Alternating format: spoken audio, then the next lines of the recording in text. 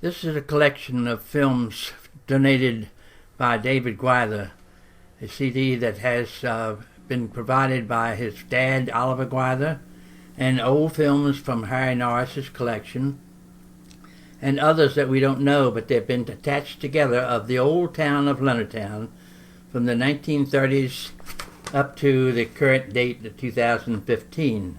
This is Aloysius King's front entrance to his house, coming out to the sidewalk on Washington Street. The two ladies I don't know, but this is a few years ago, and this is the sidewalk on Washington Street with the A&P store on the right, now Jack Candela building, and this is Washington Street North with the car pulling in to the First National Bank. This gentleman's on, this is Mr. Aloysius King and his son Francis in their side backyard at their home, which is now still an open yard next to Ernie Bell's office. Mr. King was the editor of the Beacon newspaper in Leonardtown, and nice film cameras, and has provided a lot of good history pictures for us. This is Route 5 coming into Leonardtown. It had flooded. He'd gone out to take some pictures of the damage and the cars that were flooding and trying to get through slowly. And this is out about around Budweiser Distributing Company area. That area has suffered with a lot of flooding areas. In those days, there wasn't any good control. And I don't know the family here. This car is about a 27, 8, or 9 vehicle. Only can I say that the better of identity of this is going to be provided, as I know some people, or that Karen Guy, who is with me here, may speak up and identify some of the families that they are participating with. This is a home building in town, the Locher and DeWall building. Right now is a vacant lot, but it had been replaced by a building we'll see later on. This is on Washington Street, and the hotel was to the right of this, and Duke's building is to the left of it. This was being worked on, and this is a local gang of, I can't say they're gun shy because they all wanted to get in the picture, but I don't know. I think that was the Greenwell family, the last group that went through. And someone had mentioned this was Mrs. Buckler out cleaning up the street, and yet I'm not positive of that. Those of watching this may be able to identify some of these people and hope that we can hear from you later. This collection is interesting and has a lot of history to it, and we'll try to identify it as much as we can, but most of this is certainly near and around the time Mr. King was taking pictures, and this is his backside yard coming up onto his house, which his house faced north. This is Mrs. King and Francis in the yard, and their home was right along the Washington Street and the hedge that comes over to, frankly then, the A&P store, and now Oliver Gwyther has built a building in there and is now owned by Dan Burrs. But they had a large home here, and yet you never saw the pictures of this side because it's attached out on Washington Street by a much larger 3-story building almost, with many offices that business people had. James Warren had an insurance office, and John Briscoe, as an attorney, had an office there. This is the main street in Leonardtown looking north. And this is about also moving fast through water and Britain Bay down to the foot of the hill. Leonardtown Wharf Hill, that lower area was always known as Frogtown. Those people that lived down there, and so many of them still remember it. Those days, Leonardtown, many owners in town had their boats down on the water. It was a great time of relaxation, and so many would get down and take little trips and go fishing and partying and so on. But you can see the age of the cars there, that we're in the early 30s. This is the A&P store, now known as Jack Candela building. These, again, stars of Leonardtown have shown up again.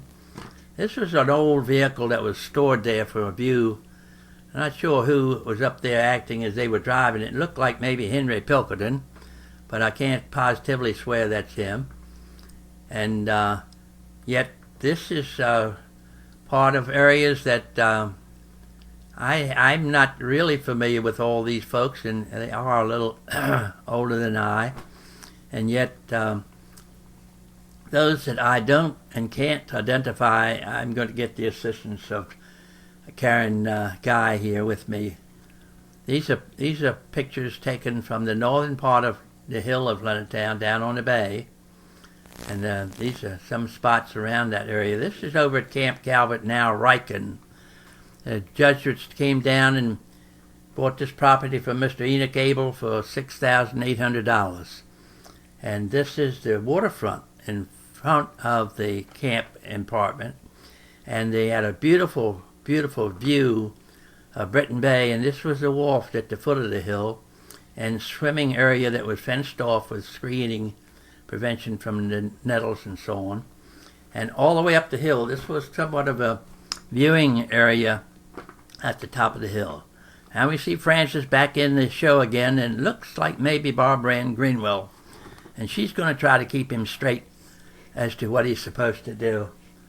But I have no positive action on this one yet, because no one's here to correct me. Again, they were trying to put on a good show for Frances' dad, Aloysius King. This is out at Mr. Ed Warren's old home, now owned by Wins Brinsfield. And the next is Dr. Kamener's home, which of course is now Brinsfield's funeral home. And then Mr. Merrill Loker's home on the main drag there, now owned. This is Chip and Jan Norris's home. Briscoes lived there. And then we're still out on the Route 245 to Hollywood. But if you can keep watching the eyes and routes and just imagine what it was a few years ago, we are hoping that you'll remember some of these scenes as we go along. I'm at an open area because so many of these folks I don't know, and they hopefully somebody's going to help us with this. This is at Leonard Hall, out on the baseball diamond, which was, if you call it, west of the main building.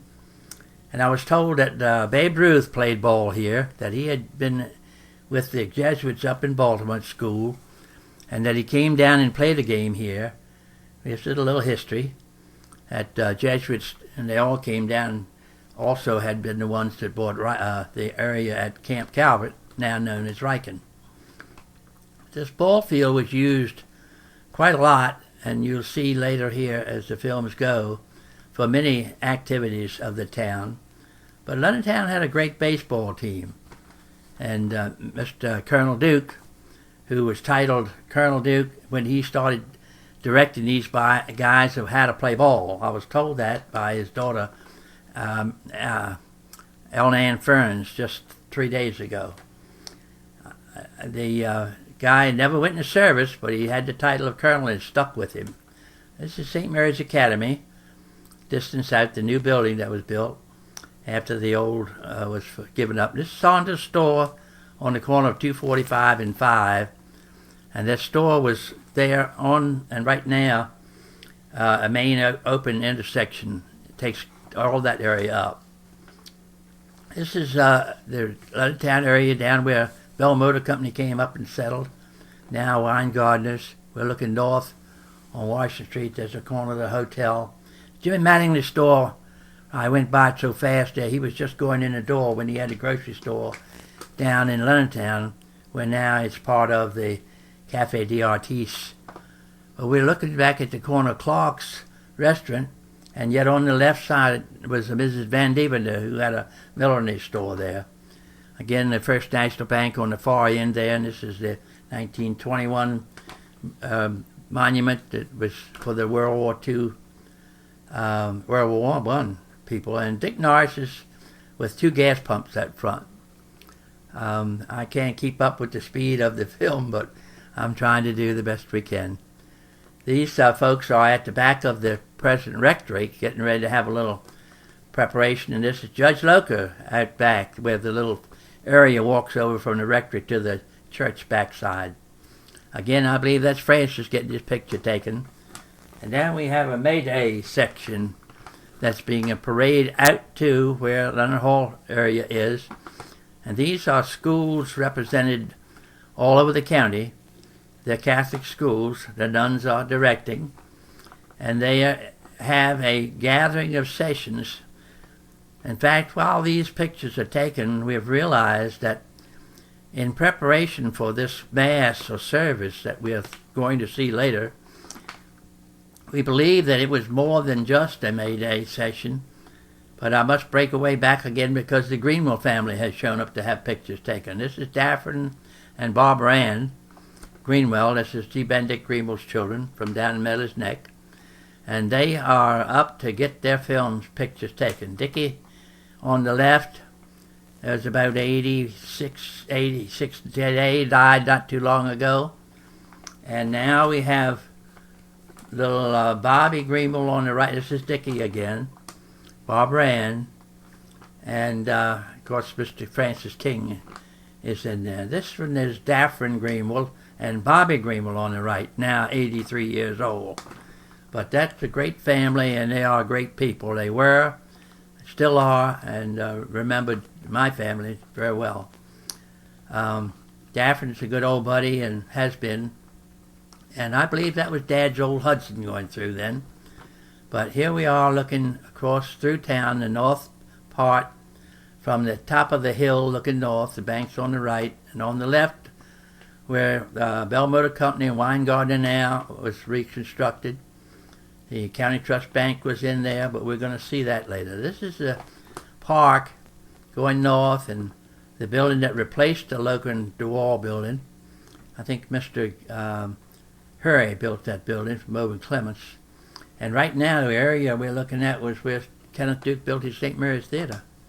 But we're trying to get a zoom in on St. Paul's Methodist Church. And some gentleman standing on the porch of the Clark's Bar restaurant. I believe that's Bob Wigden peeking in there again. He seemed to be getting his picture in quite a lot. This is one of the nice boats that different funds owned in Leonardtown, all down around Britton Bay. More than most people just went out for nice boat trips and fishing on Chesapeake and Potomac, and all came out of Leonardtown to travel around. A lot of boat races in those days were great fun times down there. I can't identify any of these boats because I really don't know them. My dad's family had a large boat. It was kind of a family partying boat. I think that was it we just passed. But Dad was captain of that boat. This was maybe Aki Wilmer's front porch in Leonardtown, just north of the Camelier home. That's going by the Rose Cottage, I think, and then the bank covered under the trees there.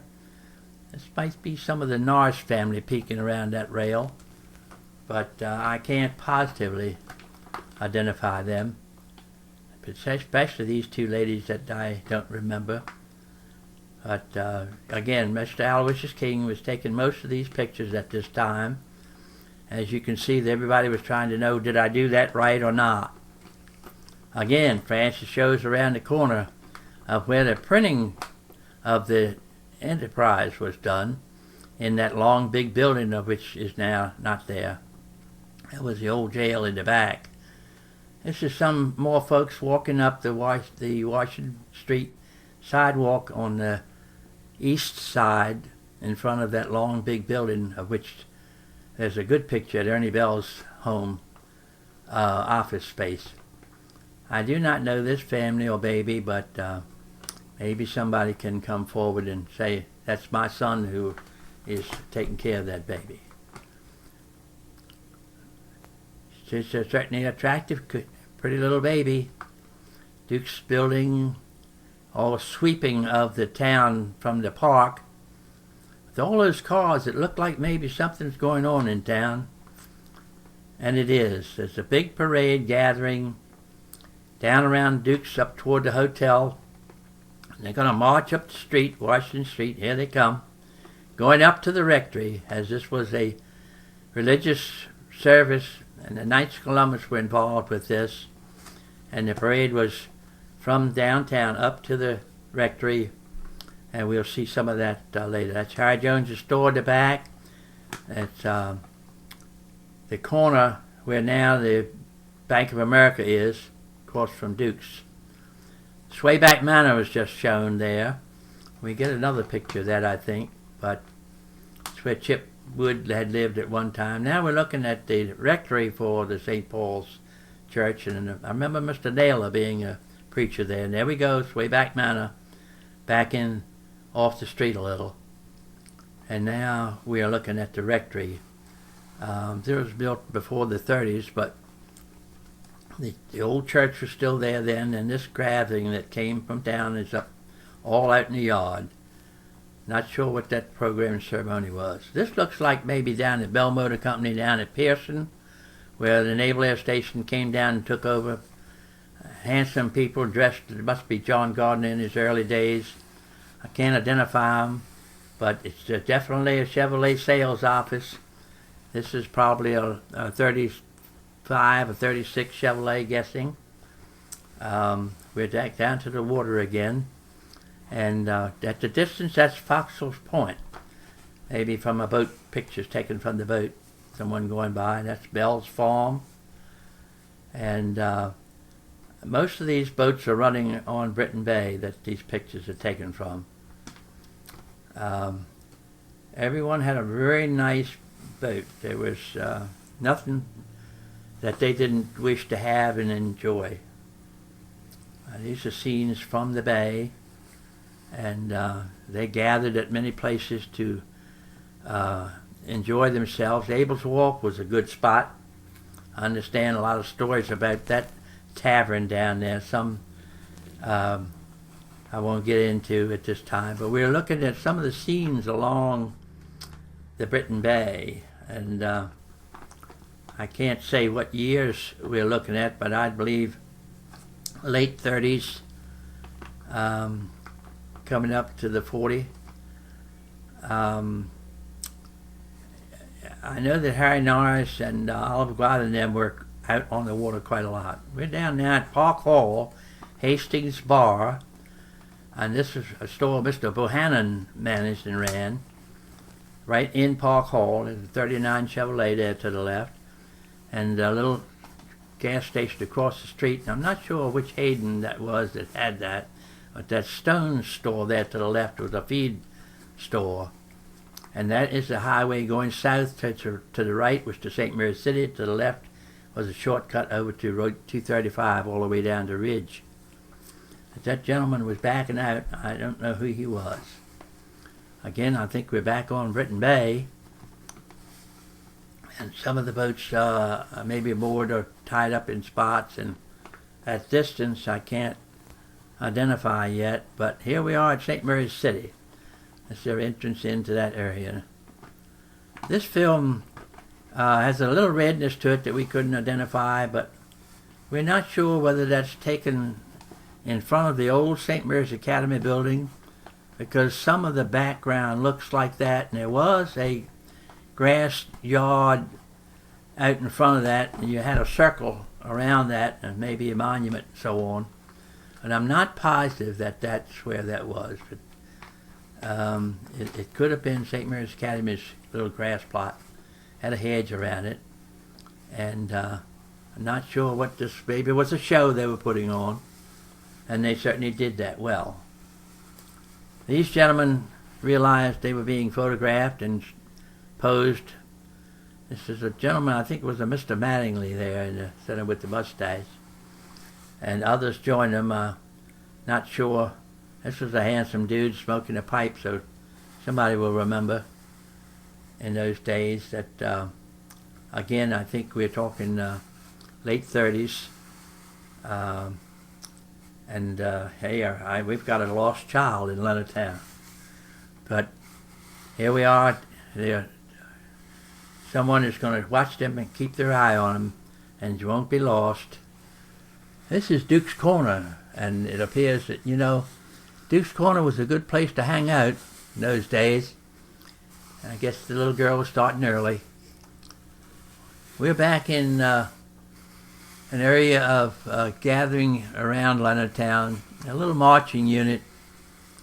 And I don't think this is the little marching unit for the Leonardtown Auxiliary. I don't think that's the group. This is maybe earlier years. Mary Jane Scully did get a little group together in the early years when they were marching different firemen's parades, and my son was one of the drummers. This again is some of that group in that red-ish printing that we can't identify, and I don't know the scene. This is a large parking lot down there that I am not really familiar with, but we'll try to identify as much as we can without overdoing. I was told they thought this might have been down at the Leonardtown Wharf and a gathering there of maybe eating hard crabs or maybe consuming a little Budweiser beer, but whatever they are, seeming to enjoy themselves with a good water scene in the back and some boats tied off to the area there. This is Mr. Dorsey, having to say that parts of these families show up and when we don't really know what the function was. In those days, if anybody would pose at all, and the children seemed to be good at it, they can't be identified. I'm waiting on someone to help me at times, but this again is Francis King, and I believe maybe one of the Tuneman boys, or maybe two of them from down the hill, Leonardtown Wharf Hill. Tuneman lived halfway down on the right. Francis is showing off his skill at boxing. He never did back away from anything, and he would always try anything. He was the only child, but anyhow, we're still back in that area there. There's the main old building down past Mr. King's entrance, and that's the big old building that now Ernie Bell's vacant lot is where the building was located. I believe we got a gathering of maybe Greenwells coming forward, I'm not sure, and maybe a little more film is attached by some of the artists of preparing this film. So we're back to second round, round two. Maybe there's a knockout with this. Leonardtown, in those days, everyone had horses, and they would come to town, and we're going to see some more of that later, but there was always some who had learned to tap dance and wanted to be identified.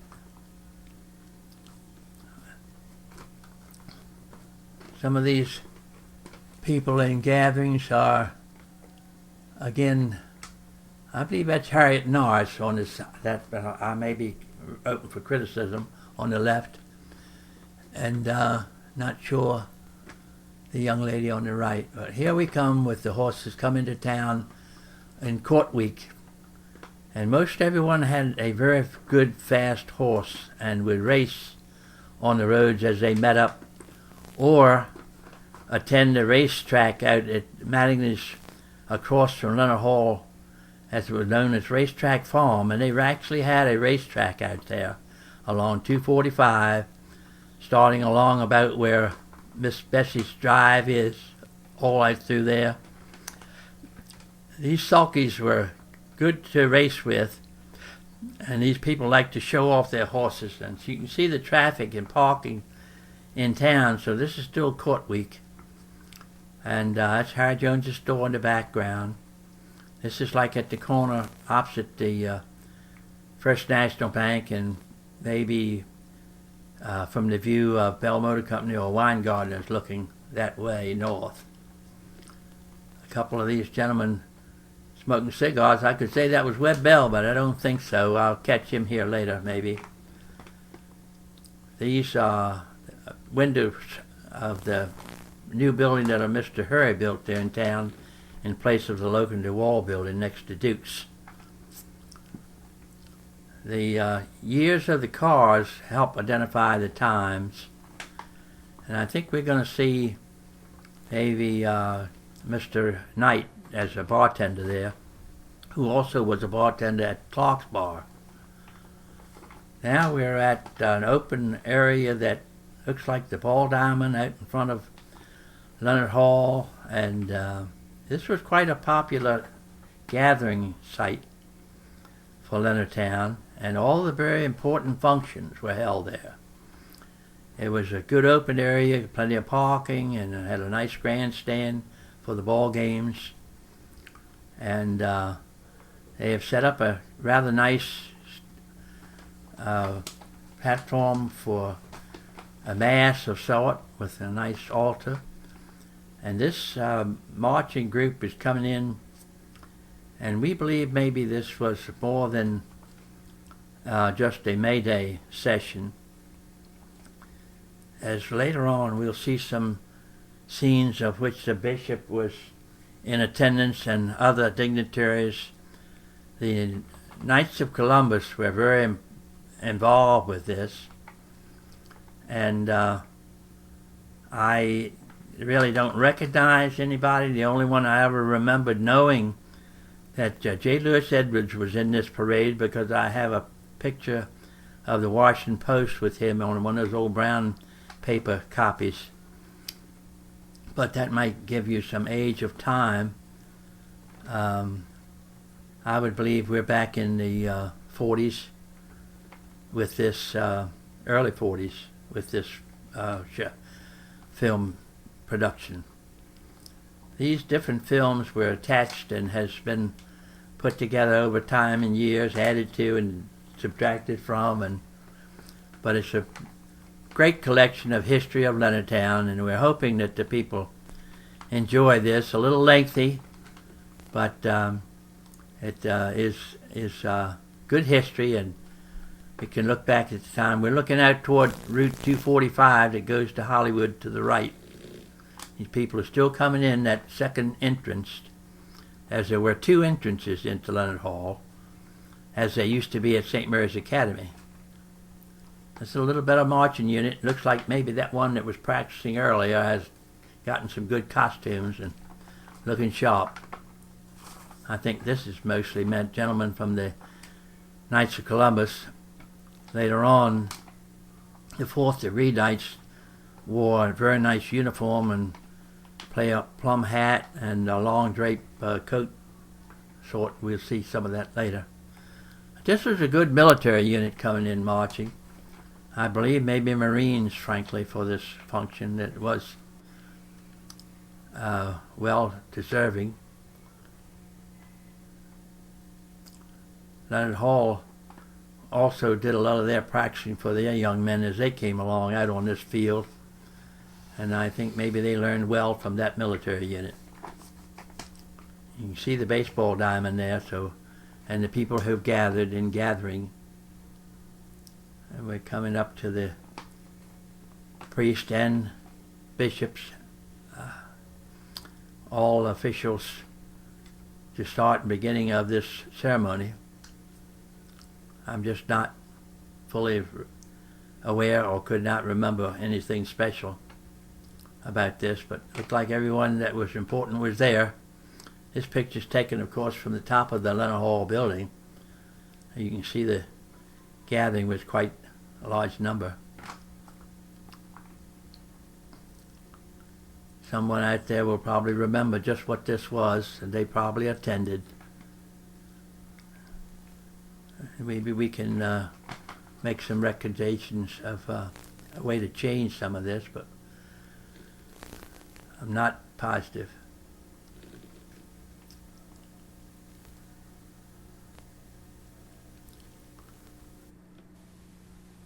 Again, the group is descending, and now we have someone may know, that very beautiful lady stepping off into the water.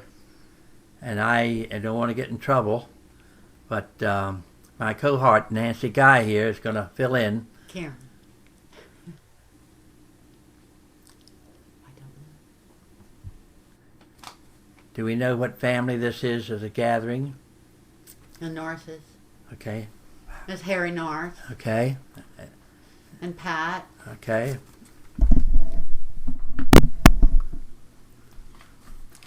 And they're swimming down at their home off of the Britain Bay. I Yeah, there's Pat. Okay. Now we have Leonard Hall marching back in Leonardtown in front of Morgan's department store, and frankly then this parade went down to the county fair, and this is a part of the beginning of the county fair parade. There go the Queen of Tollances, and you look at the years of cars, and that's 1955 I think, and hey, here comes Budweiser. Of course is special for Budweiser to be represented there, and I'm not sure about what year that was, but 1956. maybe 56. And we're getting more identity because when I said Morgan's department store, that was where Sparling's building was replacing, and now Norris and Oker's office. This is part of the St. Mary's Hotel after the fire was taken. Just a quick shot.